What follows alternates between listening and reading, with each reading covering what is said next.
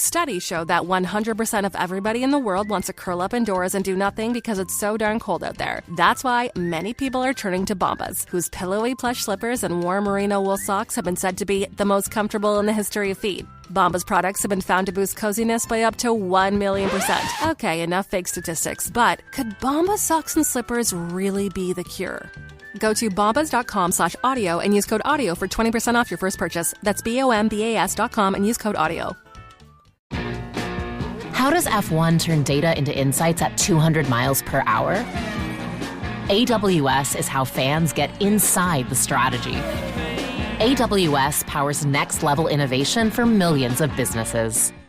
Avoiding your unfinished home projects because you're not sure where to start? Thumbtack knows home so you don't have to. Don't know the difference between matte paint finish and satin? Or what that clunking sound from your dryer is? With Thumbtack, you don't have to be a home pro. You just have to hire one. You can hire top-rated pros, see price estimates, and read reviews all on the app. Download today.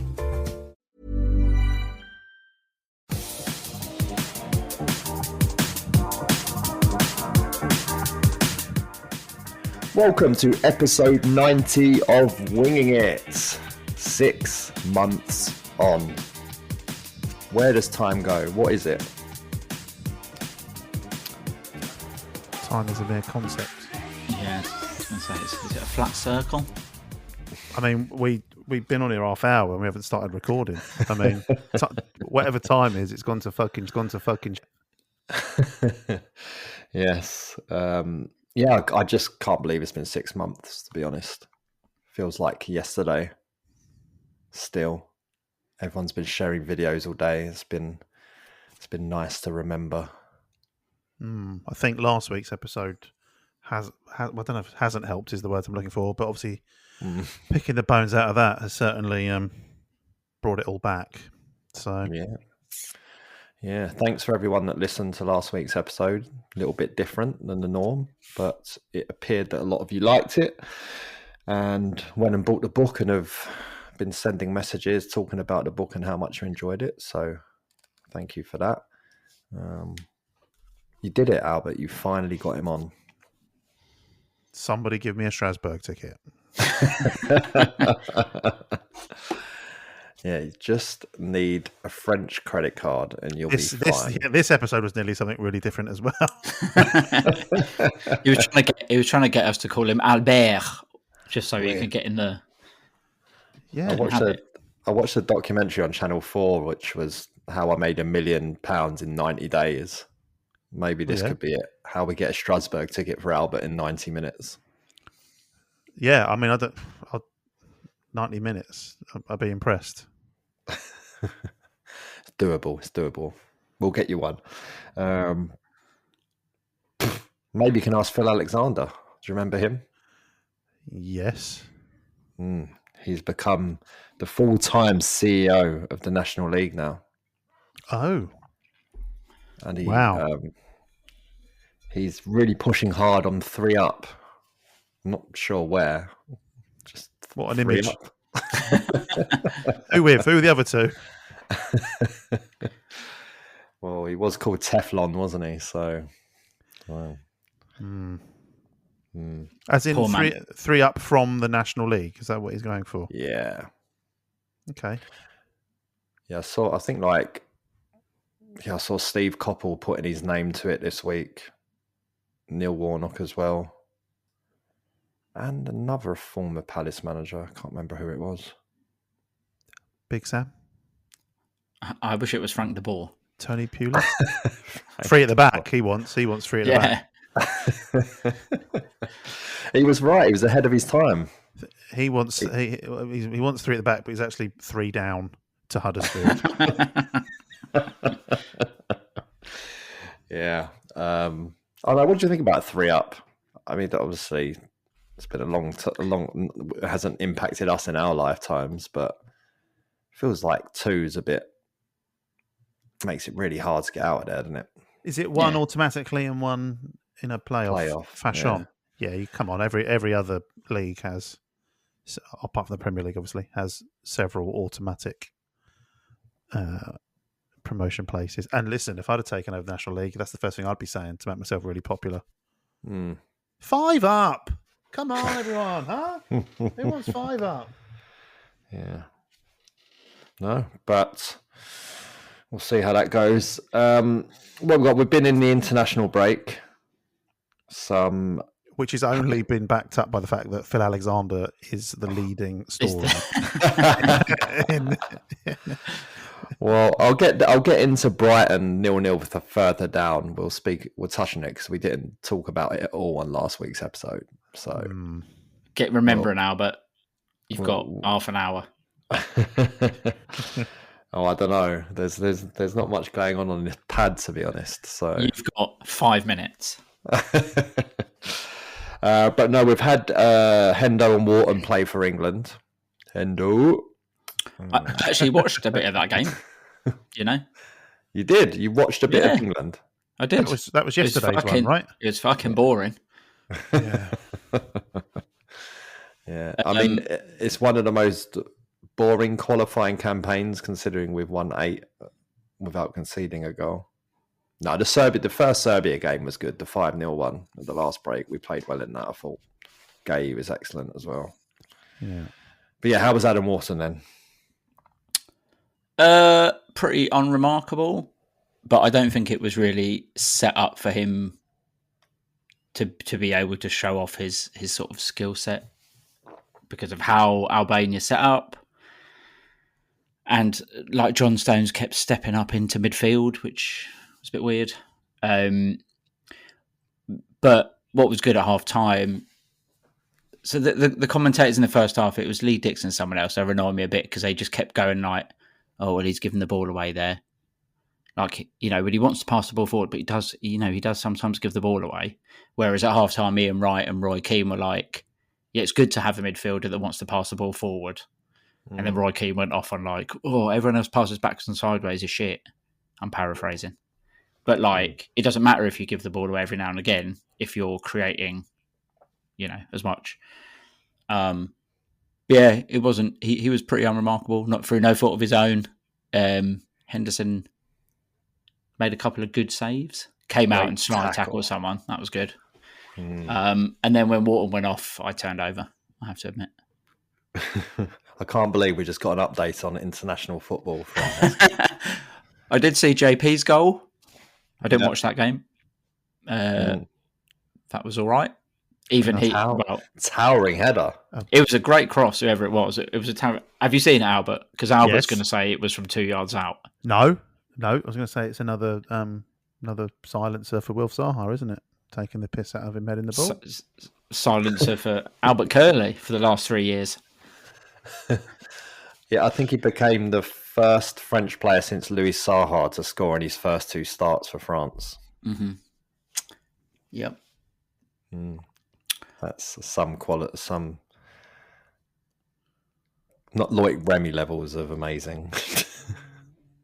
Against the footballing powerhouse of Azerbaijan. Yeah. But no, he scored it. Good. Keep his runs going. Keeping confidence. And hopefully continues against Wolves, which we will get into. A special landmark, that one, for Hesketh. We'll talk about that later.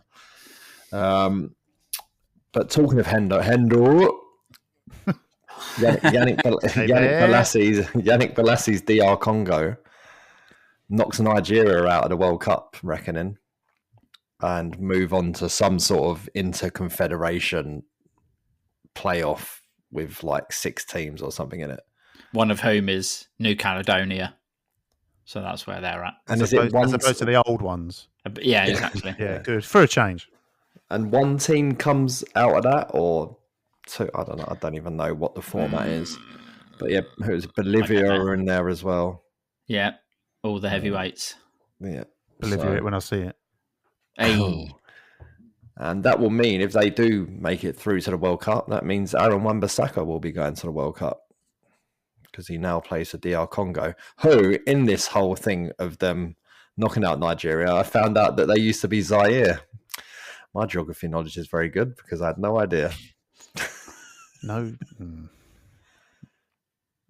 Zaire. Is that what you was going to say? No, I was just going to give you shit, and then I thought, well, I didn't know that either. Because Zaire actually qualified for the World Cup, didn't they? Were they the when 70s? Oh, fucking hell! You tell me. Was Zaire the geezer who run out the wall and kicked the free kick? Yeah. Was that before he Zaire? took it? Yeah. Ah, best yellow card ever. Heard the whistle. It was a bit like Paqueta against Palace. Yeah, He saw Morton's touch. yeah. Saw the odds. Yes. But yeah, good for Aaron Wan-Bissaka. Yeah, I only found out he played for them literally yesterday when I saw the graphic that they qualified or whatever gone to this. Yeah, I feel like he only made the decision recently to go and play with them. He was definitely at the last international break with them, but nice. Also in the international break that caught I couldn't help catch your eye was Ireland beating Portugal 2-0 and then beating Hungary 3-2. What did surprise me is the guy who scored all 5 goals for them played at Selhurst a couple of weeks ago for Alkmaar. And can't say I thought he'd go and score 5 goals in the next international break, that's for sure. Didn't he get yanked at half time as well, didn't they? Or like early in the second half, they brought on someone. Yeah, he for didn't. him.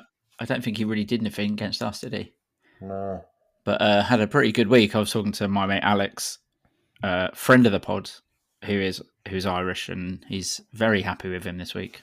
Hat trick, wasn't it, in the last game as well? Yeah, well, all 5 goals. They scored 5 in international break. Yeah. He scored all 5 of them, and yeah, talk about cult hero status for him. Go down in the annals of Irish football. But yeah, there you go. I was shocked. I was like, Alkmaar? He plays for Alkmaar? Was he injured the other night when he came to us? No, he was there, but just shepherded by Lacroix. No chance. Alkmaar, MK Dons, Millwall, and Spurs. What a roster! Yeah. There you go.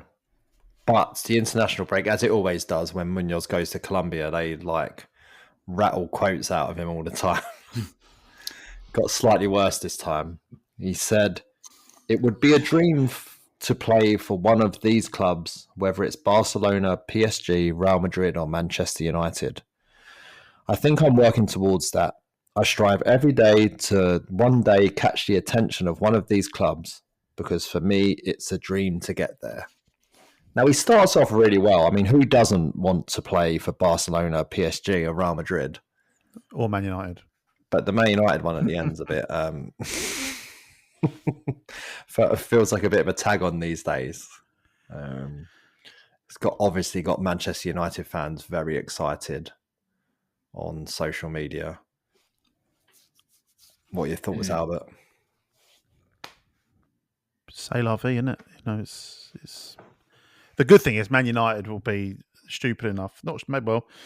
Stupid might be the wrong word, but Man United will be the kind of team to pay, the money that we would definitely want for him. So, I mean, in pure footballing terms, of course, he is far too good for him. But they love 65, 75. I mean, how much do they pay for Mbeumo? So was that 60, 65? Oh. We'll have, if he's going to go, the money has to be right.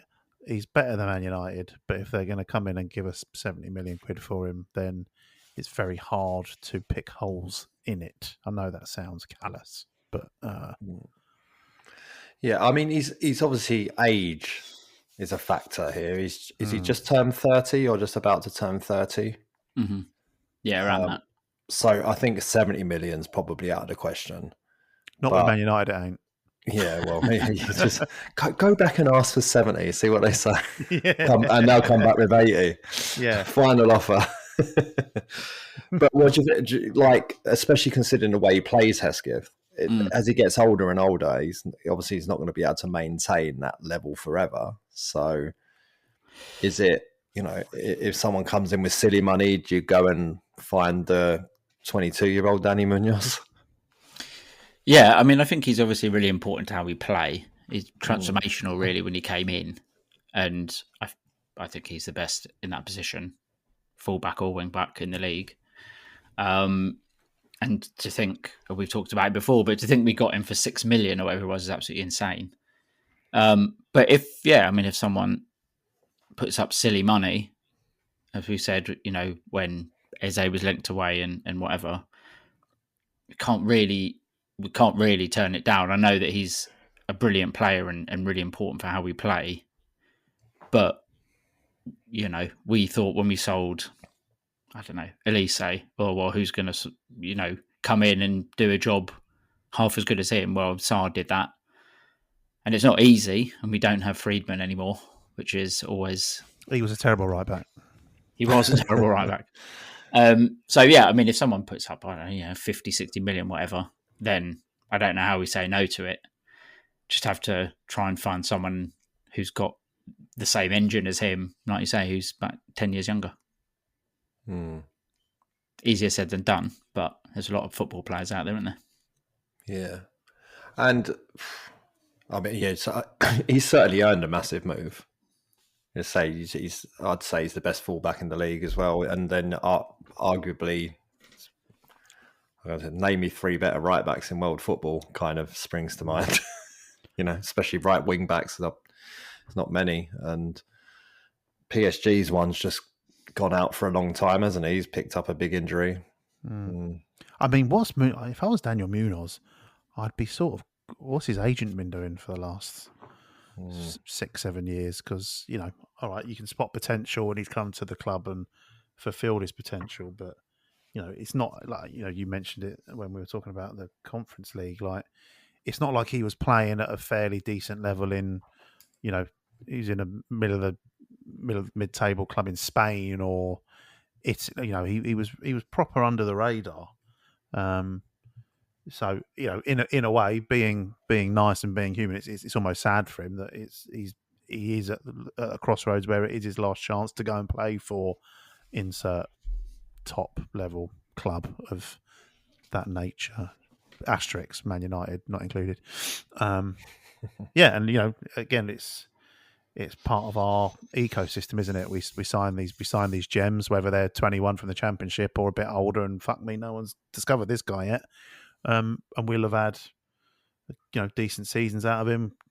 Certainly a massive factor in us winning the FA Cup, and we have to accept that as long as the money's right, we should give him the old guard of honour and let him go on his way.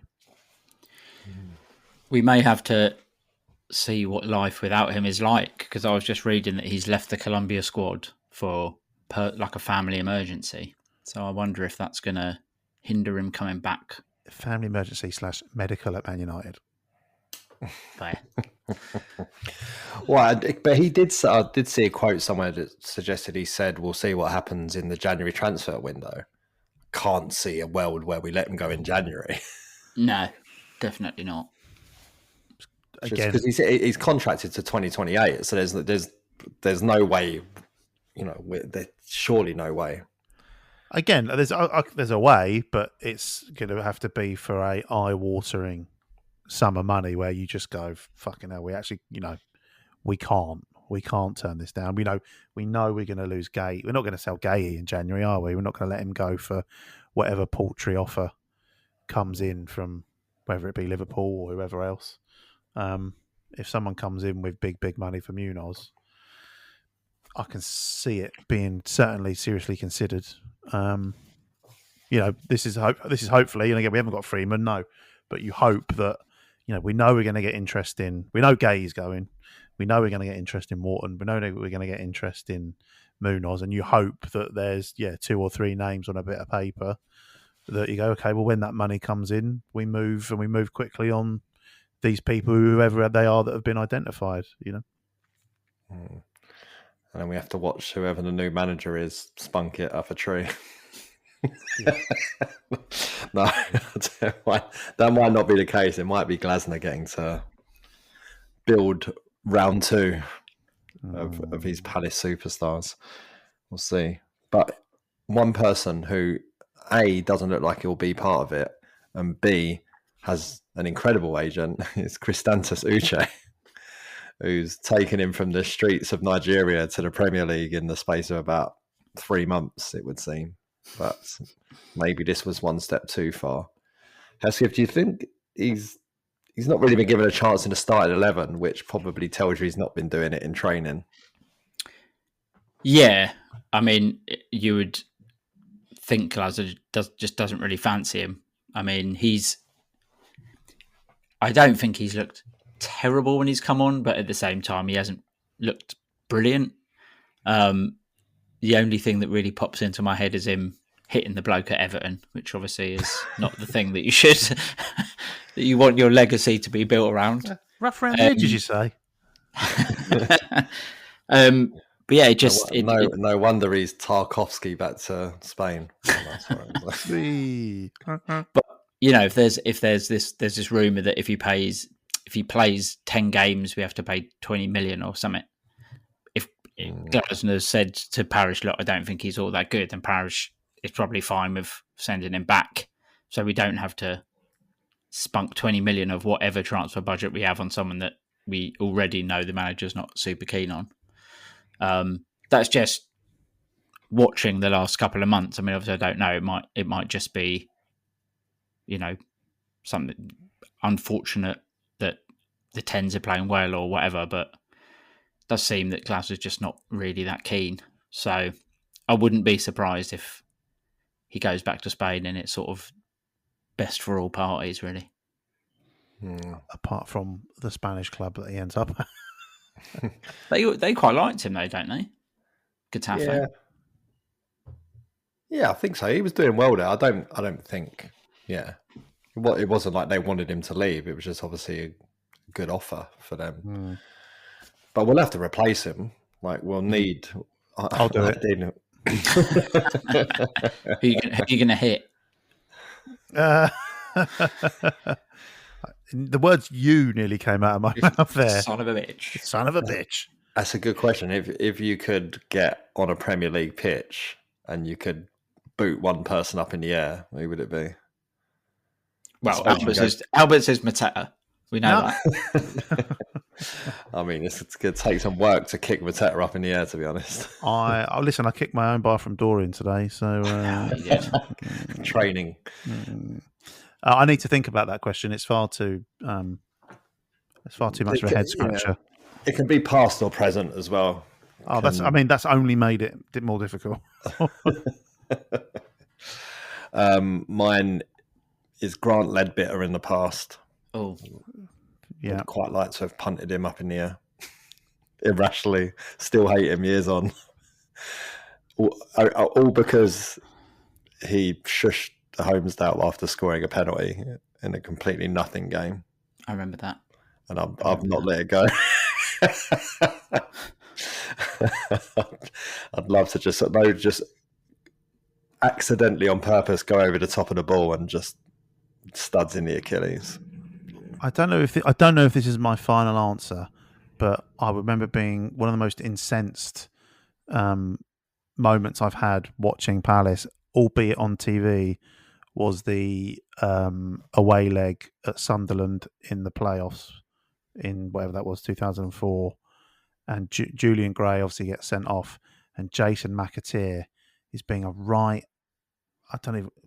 going to say bitch. He's going to be a right bitch. And he's doing lots of, go on, fuck off, go on, fuck off. And I watched it in a pub and just remember being like, oh, he's fucking making me really angry. That would be a nominee. And it'd have to be in that game. You'd have to drop me into that game just after Julian Gray's been sent off. Like some sort of shit episode of Quantum Leap. And then we'd be down to 9 men. Quantum Leap into a 2-footed tackle. There it is. Very good. What about you? My obvious one is Lewis Dunk, but I'm just trying to think if there's someone there. Funnily enough, Albert, it was at Watford away. There was one game where they were chipping away at Will all game, and then he got fouled in the box, or he went down in the box. He definitely didn't dive, and Abdoulaye Doucouré sprinted the length of the pitch to get in Will's face and then do the diving motion at the ref, and I fucking lost it at that. So I think my equivalent of Albert's drop me in in that specific moment would be there, and I'd clothesline him When and you then said run away. When you said Watford away, I thought you were going to say Harry the Hornet.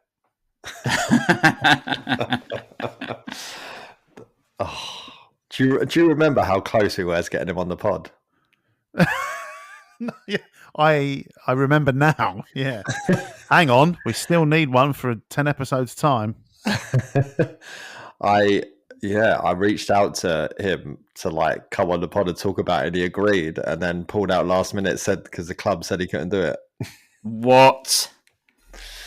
Yeah. Set the record straight. Fucking hell. I don't know if I know. Is this before my time? I don't know if I know this. No, this was during our time. Shit. Our time. Yeah. I don't remember that at all. Damn. What's he up to now? Do we know? Albert, get on your network. Find out what he's up to. Breakdancing or something, I imagine. Didn't he get sacked? I feel like he lost his job. Yeah, that rings a bell. I mean, where's a Hornet suit? On the 14th of September 2018, it was reported by the BBC, the man behind Harry the Hornet, the high-octane Watford mascot, strongly criticised by Palace manager Roy Hodgson, resigns. I'm glad that made... and it's because Roy took issue with his disgraceful provocation of Wilfred Zaha. Was that 2018? So he resigned after that? Yeah, well, it was a slow burn because apparently he mocked Wilf in 2016 and resigned in 2018. So I don't know how intrinsically linked those two things are, but there we go. It'd obviously been bothering him for a couple of years. I guess. Is that when... Oh, no, that's before Hodgson went to Watford, isn't it? So it couldn't have been he turned up and was like his first thing he decreed as manager of Watford. Get the mascot gone. Sack him. How was your flight? I don't give a fuck. Oh, brilliant. Yeah. Brighton then. 0-0. What a letdown it was in the end. Not much really happened in the game. 2 really good saves in the first half, 1 from each keeper. Henderson from Gomez. Really think Gomez should have scored, to be honest. How much of a goal he had to aim at. Set up nicely for him. But yeah, great save from Dino. And then Verbruggen made one from Sarr not long after. And opening 10 minutes that promised it was going to be a bit of a ding-dong affair, because I think Mateta had already fired over early on. But then that was... game sort of was a damp squib a bit after that. Wharton did all over that Belieber bloke who is supposed to be the next Casido or whatever. Robbed him of the ball, and then we cocked up about 4 times, 1 counter-attack, and somehow I think Sarr got it stuck under his feet, Kamada got it stuck under his feet, then made a shit touch. And we didn't manage to score. And and Kamada also shot wide, but then we had the penalty. What did you think, Albert? Were you there? Were you at the game? Yeah, I fucking saw you after. Oh yeah. So it was a long time ago. I've forgotten. There you go. I don't feel so bad about forgetting the penalty. Did it look like a pen from where you was? Remind he's running towards you. The dive. Sorry, the dive. Yeah. That was shit. That was really shit. It was well clear that he had absolutely tried to buy one there, and I'm convinced that he even sort of, he got up and obviously he sort of celebrated, but you could tell he had a little bit of about him. Yeah, it was bollocks, and only worse when you watch it back on TV. Like, it's just You wouldn't have had the benefit of this, Albert, but after the ref looked at it for ages and then announced it wasn't a penalty, they showed on the big screen. They showed the dive. I didn't know how to do that. And it was from an angle that was it very clearly not a penalty, and everyone it was a mix of groaning anger at the dive and just laughing at how shit it was. It was really bad. But what made me laugh afterwards was they asked the Brighton manager about it, and he ran with the "I haven't seen it" backline. It's like It was up there, bruv. Yeah, it was on the massive telly, and every time it cuts to the bench, you're always looking at an iPad anyway. Yeah. One of my other favourite things about that was obviously it happened, bit of a furore. The referee has to go and look at it, and he looks at it for ages. And I don't think I've ever been, it's certainly the first time that I've been in a stadium where it's gone to the old Madonna mic and he's talking. And, you know, I'm not in the greatest shape. Right? I know what you're about to say. But it was a good he'd been standing at the monitor for a good 2 or 3 minutes looking at it, and then the mic went live, and the first 10 seconds of the mic being live was just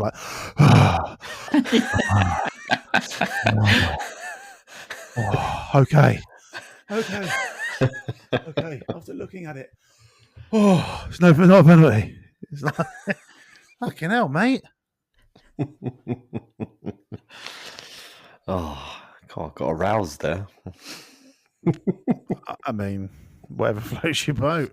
The only thing that surprised me more than the ref giving the penalty for what was a clear dive, I could see it from the other end of the pitch that it was a dive, was listening to the match of the day and his name being Rutter. Is he not Rutter? Surely that's Rutter. Rutter, I barely know her.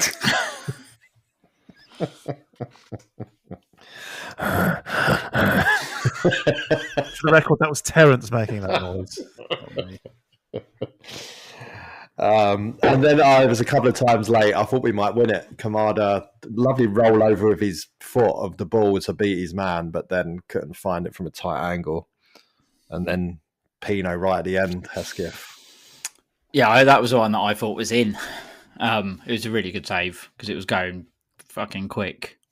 It would have been a brilliant ending to a fairly boring game. But annoyingly, the goalie made a good save. I do want to just briefly mention JD Convo in that game, who I thought was brilliant. Coming in not that long after his mistake had cost us the game against Cyprus. Against Cyprus. The nation of Cyprus. Massive. We've got so good they've made us play international teams now. We can't play club teams anymore. The magnitude of his mistake enveloped the entire country. And replacing Gay and doing it on his wrong foot against Brighton, like all of that, I thought he was really, really good. And I know that it ended up with an air kick, but his sort of run with the ball in that second half is the sort of thing that we do miss when Gay's not playing, because Gay's very good at doing that sort of thing. Air kicks, yeah. And obviously, I think we said it after Millwall, and was like, I don't want to get too excited. And then the next game, he made that mistake. But he looks like another gem. He just looks like another find. Where we know Gay's going to go, and not to put all the pressure on him, because he's, you're not going to be as good as Gay straight away. But I think he's only played 20 games professionally or something stupid. And so to have someone like that who's 19 in a pressure game, the one that we all want to win, it was a big plus, and hopefully we'll see more of him, for the rest of the season. Well, let's hope he can keep it up against France and Ireland. Yeah. He's going to win the Nations League. I think he played for France under 21s tonight, probably. They won 1-0 against Faroe Islands, so not much to write home about it. And of course, we've got Chadi Riyad, who's back in training, to come in. And he came in with a great reputation as well as a, really up-and-coming young player.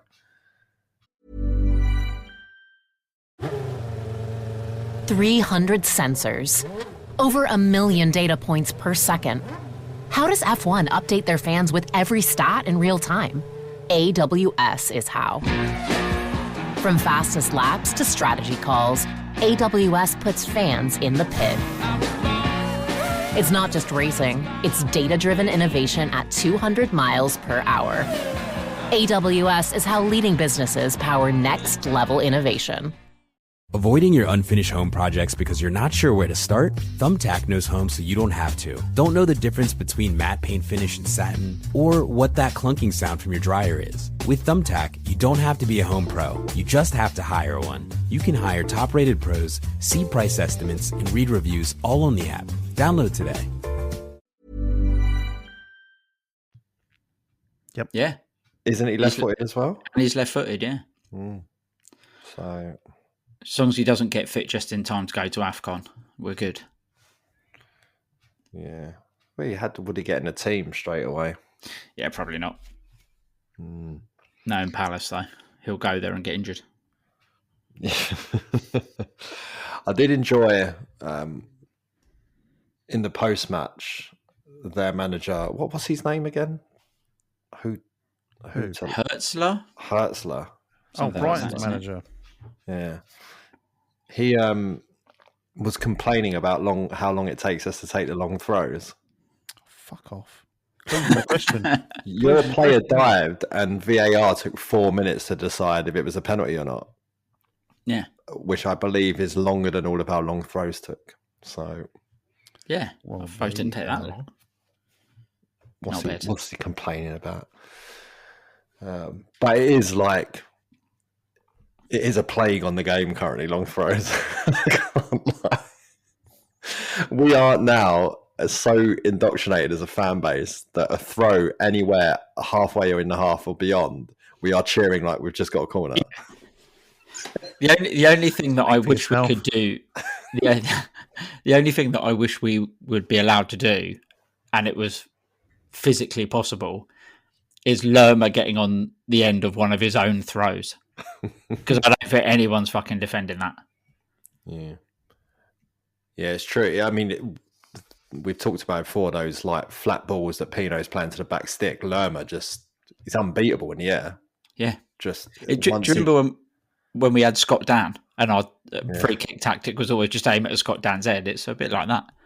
Yeah, exactly. I can't believe Lerma's still only got one Palace goal, to be honest. Like, it feels mad that, considering how good he is in the air, he hasn't been able to get on the end of one. But we are where we are. But yeah, it was, at least we didn't lose. We didn't lose. Long time now since we lost to them. Mm-hmm. Long time. Something like 2 and a bit years, it must be. I think it was the Elise game, wasn't it? When Roy brought him on and he got crocked. So Glasner's never lost to Brighton. Nope. I don't think he's won lost both anyone. his games last year.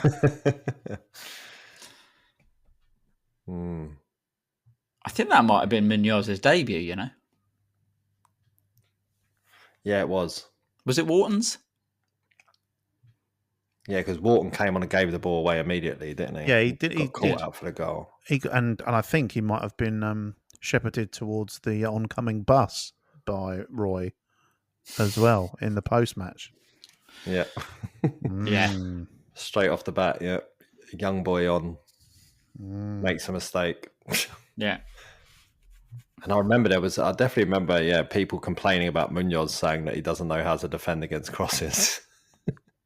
One game in. I think Roy was too busy being livid that he crossed the halfway line. Get back. Yeah, could you imagine Muñoz was looking at the tactics board now knowing what he's like? Being like, wait, you want me where? Yeah, hang on a minute. Oh, dear. Right, let's move on. Wolves is next. Now, this is the most beautifully timed game. International break, new manager bounce, team bottom of the league, can't win for shit. Haven't won yet this season, have they? Are they on 2 points? Yeah, they haven't won yet. And not least, is it Hesketh's 1,000th 1,000th Palace game. Yeah. I mean, even before, years ago when I was hoping to get to 1,000 games, I was saying we'll lose it just because that's what I think. But now I'm convinced we're going to lose it because they're shit and they've got a new manager who is whatever. My the guy I know at work who supports Middlesbrough is not that fussed about him leaving. Really? Aren't they like top of the league or something? Yeah, but I think his thing is just like his record when, like, he's done okay at some places, but also he's done shit at some places. And apparently he spent the entire time being like, we're all in this together, we got to stick together, we're as one. And then the first time someone's interested, he leaves. So I don't think he's. Well, if your mate had shown him a bit more appreciation, he might have fucking hung around. Would you want to? Well, I was going to say, would you want to live in Middlesbrough? But then Wolverhampton's not much better, is it? Smacks. He's working his way down. Smacks a little bit of I never fancied her anyway. Yeah. Anyway, they're going to beat us. Didn't he play for Wolves though? Yeah, he did. So I think that's his whole thing is like, oh, my family are there, and this was always the job I wanted, and all that sort of gubbins. So yeah, 100 games for Wolves between 2004 and 2008. Anyone remember his one goal for Crystal Palace?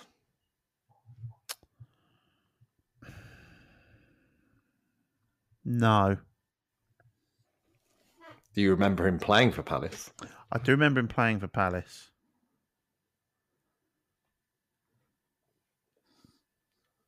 Do you remember the goal? Because it's going to be rubbish if you don't. It was in 2003. Was he on loan to us from Villa or something? I think you might be right there. Yeah. Yeah. Stay there. Hold on. No, it was against Coventry. It was against Coventry. Yeah. Yeah, on loan from Villa. 7 appearances, 1 goal. He's got as many goals for Palace as Jefferson Lerma. I was going to say Maxence Lacroix, but that would be Premier League goals because Lacroix's got a cup goal as well now. Has indeed. Okay. How are you feeling about it, Albert? Do you want to... were you there at the whole hotel gate? Was you one of the ones who went up for that night game and everyone stayed over and it was horrible hotels?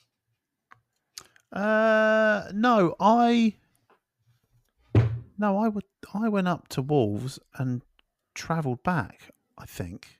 That was where you were stood together and you dropped your Maltesers. Yeah, Malteser gate. Yeah, Malteser gate. Maltesers went flying, and then Sam Johnson? Was it Dean Henderson who gave the penalty away? It was Sam Johnson. That was Sam Johnson, and I don't know what happened after that.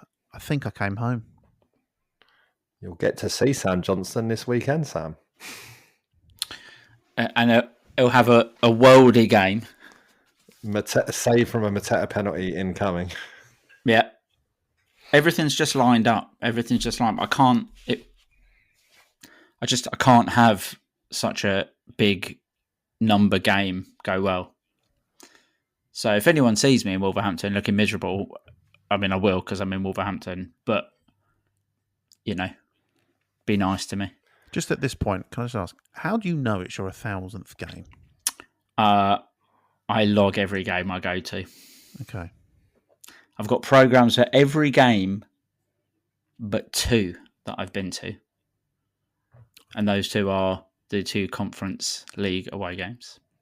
So you've got 998 Crystal Palace programs. 997. Because this is game 1,000. Okay, very good. Just trying to catch you out there. Thank you. I knew that. I was trying to catch you out. But there weren't programs for those games, were there? Carl Davis tells me there were very limited numbers. And there is one on eBay, but it's very expensive. And I need to speak to Carl to make sure that it is a program and I'm not just getting someone printing the team sheets off and sending it to me. And how old were you when you went to your first game? I was 8. 8? 1990. I mean, I'm old. What did you log it on then when you were 8? I've got the program, haven't I? Stop trying to catch me out, Albert. No, I just want, before we all celebrate, I just want some assurances. That's all. We're not going to celebrate because we're going to lose, my friend. If it was a home game, games on Footballogy, mate. There's an app called Footballogy now where you can upload your games that you went to. Not when he was 8. There wasn't, was there? No, Yeah, but he's you got can the do it programs. retroactively, can't you? Retroactively. Nice. Thank you. I just don't want anyone to be under any false pretenses. Why? I fuck it. I'm sweating here. I feel like I'm being interviewed. No, listen. If you're saying it's 1,000, it's 1,000. We trust you. It's 1,000. That's why we're going to lose. But you've said that about the last 996 games, And some of them have been losses. The weirdest thing is on that Footballogy app. It gives you your stats, like how many goals you scored, blah blah blah. We've won more than we've lost, and that doesn't feel right. How many games have you been to, Terence? I'm pushing 1,000 as well. How many Watford games have you been to, Albert? I generally don't know. I couldn't even take a guess at how many Palace games I've been to. I wouldn't even be able to pick the first digit. No idea. It's not 1,000, I can tell you that. Be a few, though. Yeah, it should be. It wouldn't be an insignificant number. When did you start going? I know we've had this discussion about whether the game was or was not Sheffield United or whatever it was. Yeah, I first went in the 1991 season, but didn't. I would go very infrequently with my dad and my brother. I didn't start going anywhere near what I would call regularly until probably just before the Steve Bruce era is when I would say was my beginning of my most consistent run. And then I've had a season ticket for the last God knows how long. But again, I haven't. Yeah, I genuinely don't know. And what's annoying is I will never know. I should have logged it like you. You should have. And do you know what? You'll like this. The opponent that I've seen Palace play the most in those 999 games Got to be Watford. Is Watford. It's got to be. I think it's mine as well. 37. There you go. That's a lot. You can both. So I've been to 971 matches, but 905 of those are Palace matches. So okay. I'm a way behind. I'm a few seasons behind Hesketh. You're a few seasons younger than me. That's the reason. That's the How only reason. How many times had you seen Watford? 37. I'm on 34. It's sad. Glad we've cleared that up. Yeah. 30 for Arsenal is my next. Holidays in Watford. That's all you had, and now you got nothing. Now you got nothing. What do you reckon we're going to do against Wolves then? Do you reckon we're going to get a result? Well, it's tough, especially you said if Muñoz now might be a doubt. Gay's obviously, I'm sure he's not going to play either. I love that he went to England, turned up to England, and then they sent him back. It's like, what's wrong with you? Your foot's hanging off. So hopefully that won't be too long, but it's what you have a squad for. Oliver. I don't. Yeah. Uche. Who would play right wing back? Nathaniel Klein, come on down. Shit. Good question. JD Convo, he played right back for the French under-21s last week. He can't play right wing back. I immediately take that back. Devaney, maybe? Yeah. Why are you all hating on Klein? Plays left wing back for Northern Ireland. But why are you all disrespecting Klein? He's old and he can probably do it for like half an hour, but he can't bomb up and down that flank all game long. Right, so let's let him do it for half an hour and then we'll assess the situation. And then we'll bring on Uche. When we're 4-0 up. Thank you very much. It does surprise me every now and then when Klein makes a cameo and he has to open up his legs and run to track back. He is still very quick. He's still very, very quick. Extend it there. I mean, I like him, but it's this whole thing recently. Everyone's talking about it, how sus football language sounds all of the time. But that was an example. So you'd start Klein, would you, Albert? Yeah, what's he here for if he's not going to play fucking football games when other people are injured? Yeah, fair enough. Klein.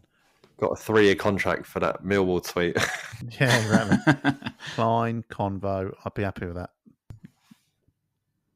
The Klein Convo combo, we should call that. Oh, nice. Yeah. And I mean, Wharton obviously what did he do? 65, 70 minutes yesterday. Would you? It's ages away, isn't it? Only Monday. Would you take Lerma out the team and put Kamada back, and then Pino and Sarr as a 10s? Yes, I really like Lerma, and I think he does a job, but I think it's so dependent on who the other player in the middle of the park is.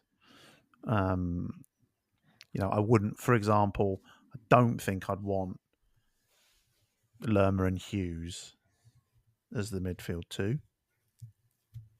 I'd probably prefer one of them and Kamada. And Hughes has been a little bit on the fringes recently. I think we should chuck him in. It's going to be a shithouse game, isn't it? So chuck in the shithouse. I just can't see it against bottom of the league. I think he's just going to go out there and try and get the game done and dusted. So I think it will be Morton and Daichi, and then Pino and Sarr and Mateta. Just try and get it over and done with. Get a 2-3-0 lead, and then just manage the game out from there. Is what I think he'll go after. That sounds great. Put me down for that. So, I'm fully signed up for that. Yeah. Kind of like in my mind, why I was saying those words, I was going, what the fuck are you talking about? This is Palace. Yeah. We've already established Sam Johnson's going to have a wonder game. Yeah. We're going to lose 1-0 to Hechan, who we should have signed on loan. I was going to say, which one of their players hasn't scored this season? They'll get a goal. A lot of them. Yeah, we're going to lose 9-0. It's going to be 19-0. And obviously, we have to cast our minds ahead to the following Thursday as well. So that's right. It's a multifaceted problem, isn't it? Yeah. Yeah. Yes. Tough life. So, indeed. The price of success. Tough at the top. It's getting tougher. Right. I think that'll do. Mm-hmm.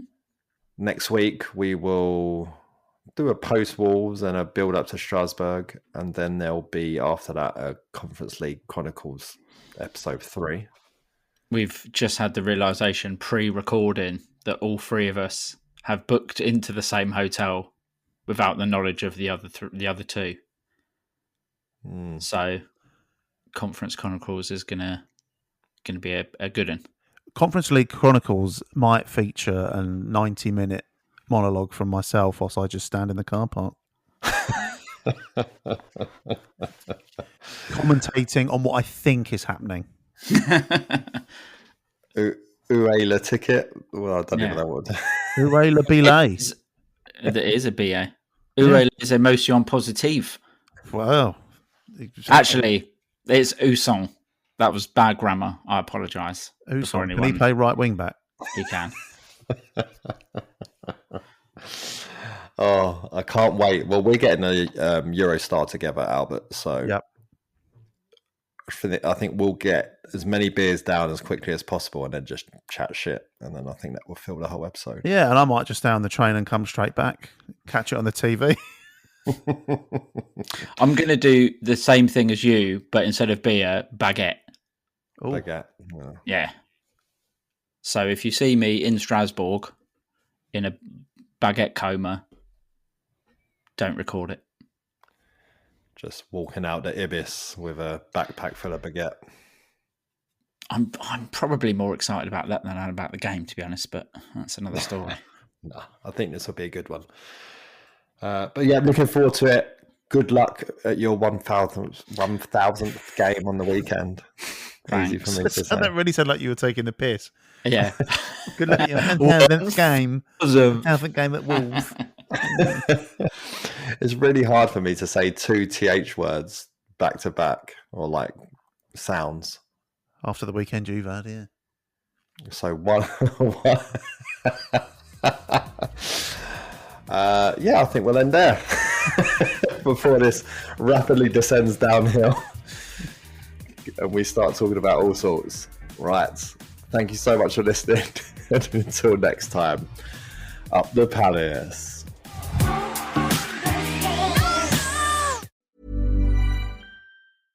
Hey, it's Mark Maron from WTF here to let you know that this podcast is brought to you by Progressive Insurance. And I'm sure the reason you're listening to this podcast right now is because you chose it.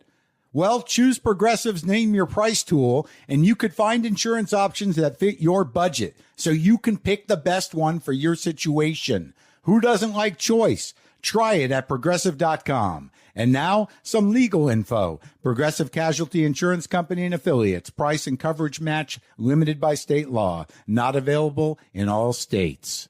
Hey guys, I'm Patrick Schwarzenegger, the founder of Mosh, which is a protein bar made specifically for your brain. Our bars are not only nutritious, but they are absolutely delicious. And they are loaded with up to 13 grams of protein, only 3 grams of sugar, and amazing ingredients that support a healthy brain like lion's mane, ashwagandha, vitamin B12, vitamin D3, and so much more. But the best part is, every time you purchase one of our bars, we donate to Alzheimer's research. So if you want to find ways to give back to others and fuel your body and your brain, Mosh bars are the perfect choice for you. Head to moshlife.com/pod20 to get 20% off plus free shipping on the Bestsellers Trial Pack or the new Plant-Based Trial Pack. That's 20% off plus free shipping on either the Bestsellers Trial Pack or the Plant-Based Trial Pack at moshlife.com/pod20. How does F1 turn data into insights at 200 miles per hour? AWS is how fans get inside the strategy. AWS powers next-level innovation for millions of businesses.